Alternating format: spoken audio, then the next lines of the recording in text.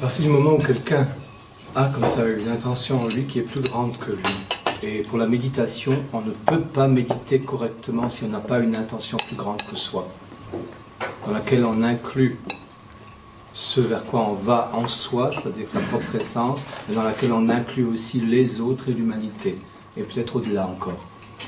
On ne peut pas méditer sans être soi-même au milieu d'une interrelation avec tous ceux avec quoi on est en interrelation. Peut-être un des grands handicaps de la plupart des méditants, c'est qu'ils pensent que c'est une technique, or c'est beaucoup plus que ça. La méditation a comme base l'amour. Comme l'ego peut se dépasser lui-même lorsqu'il commence à inclure l'autre. Donc le point de départ est nécessairement l'ego. Quand il y a un ego seul, il est dans l'égocentrisme, dans l'égo-enfermement, dans l'égoïsme. Lorsqu'il commence à aimer une personne, son enfant, sa femme, il commence à faire entrer quelqu'un d'autre dans son ego. Et ça a déjà un effet transformateur de l'ego. Le fait de faire en sorte qu'une intention vers un autre, vers d'autres, soit dans l'ego, commence à le transformer. Parfois très peu, et d'autres fois énormément. C'est le début de la dissolution de l'ego et de l'apparition de ce qui est vraiment vous. Donc cette intention que pose l'ego est déjà liée à ce phénomène-là. Ensuite, pourquoi? La question est, qui a soufflé à ton ego d'avoir une grande intention? Ou quoi en toi a résonné à quelque chose de grand pour que même ton ego choisisse une grande intention? L'ego est le pont entre ton passé et ce que tu peux vraiment devenir ou qui tu es réellement.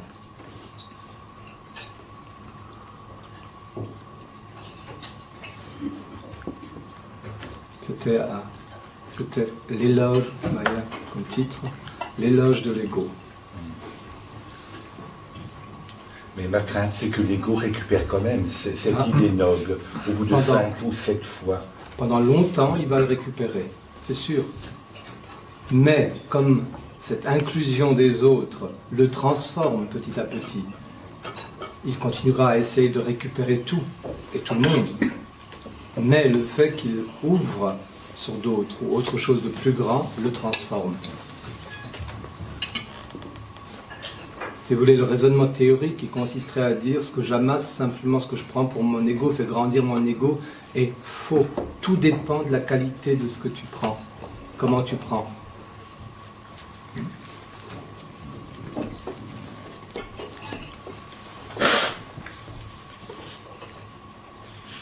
C'est comme si tu as de l'eau et tu verses une goutte de colorant dedans. D'abord, on ne voit rien. Et l'eau prend de plus en plus de colorant. À la fin, tu n'as plus de l'eau.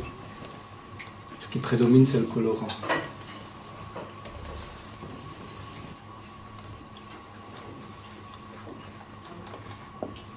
Ce qui est paradoxal dans ce chemin, c'est qu'on propose de lutter à mort contre l'ego, mais en même temps... La fausse personnalité. Contre une partie de l'ego que représente la fausse personnalité. Et pourtant, on utilise quand même l'ego comme moyen, comme pont, comme tremplin, justement. Parce qu'il y a un principe, c'est que le principe de l'ego, c'est de tout séparer. Et donc, si toi, tu décides de te séparer de ton ego, tu suis le principe de l'ego.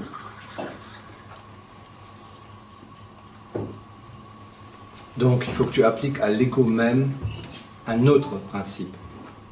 C'est de l'inclure. L'inclure le transforme.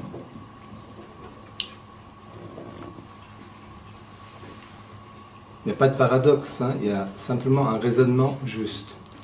Il faut toujours passer de l'apparence superficielle des choses aux principes qui meuvent les choses, qui les mettent en mouvement. Le mouvement de l'ego, c'est la séparation.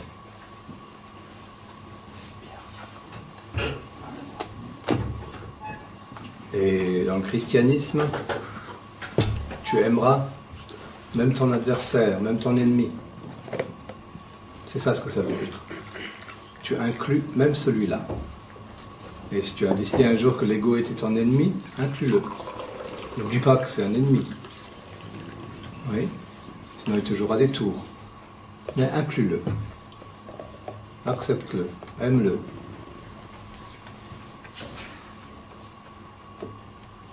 Donc inclure la fausse personnalité. Oui. C'est ça la difficulté. C'est toute la difficulté. C'est pour ça qu'il faut une voie rusée pour le faire. Tu as de l'orgueil, mets-le au service de quelque chose de supérieur.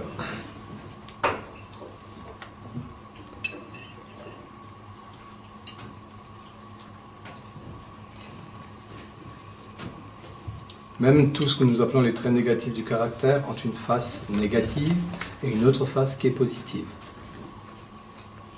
Et c'est cette face positive qu'il faut découvrir. Parce que c'est à cet endroit-là qu'on peut commencer à transformer le trait négatif du caractère. L'important dans les choses négatives, c'est leur métamorphose. Comment on peut arriver à les transformer. Et pour ça, il faut les connaître. Il faut connaître comment ça fonctionne, il faut l'avoir observé.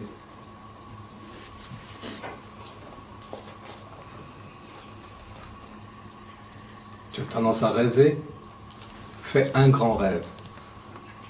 Et ensuite, ne vis plus que pour celui-là. Tu vois, même les rêveurs peuvent faire ça.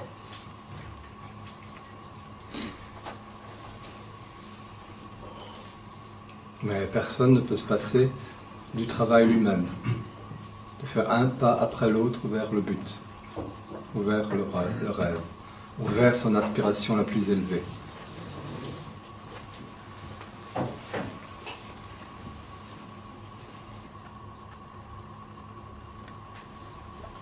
Vous voyez, comme dans certaines religions, par exemple, on dit « aimez les autres » ou « aimez même vos ennemis ». Il est évident que personne ne peut faire ça d'emblée. Qui peut faire ça? Qui, face à quelqu'un qui n'aime pas, peut dire « maintenant je décide de l'aimer ». Ça ne fonctionne pas comme ça. Mais en appliquant un des moyens d'y arriver, ça se met naturellement en place. C'est-à-dire de l'inclure dans quoi? Dans quelque chose qu'on ne possède pas, dans le champ de l'inclusion, dans le champ de l'amour, dans ce champ de force de l'amour. Et si vous appliquez ça, ça se passe tout à fait naturellement.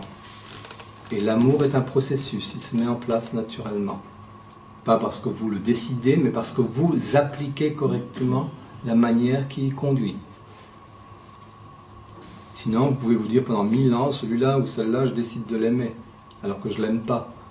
Vous créez une double scission en vous. Non seulement vous êtes déjà séparé de l'autre par le fait que vous n'aimez pas l'autre, mais en plus vous créez encore cette scission qui dit « je ne l'aime pas et maintenant je décide de l'aimer ». C'est un état conflictuel en vous. Ça ne fonctionne pas. Par contre, appliquer un des moyens qui permet d'ouvrir le chemin à l'acceptation puis à l'amour, ça mène au résultat. L'amour comme la méditation, ce sont des processus. Il faut les mettre en œuvre. Une fois qu'on les a mis en œuvre, petit à petit, les résultats viennent. Mais il faut appliquer correctement leur technique. Essayer d'aimer les autres et d'accepter les autres sans savoir comment on fait, ça ne fonctionne pas. Méditer sans savoir comment on fait, sans en respecter les règles pratiques et l'état d'esprit, ça ne marche pas.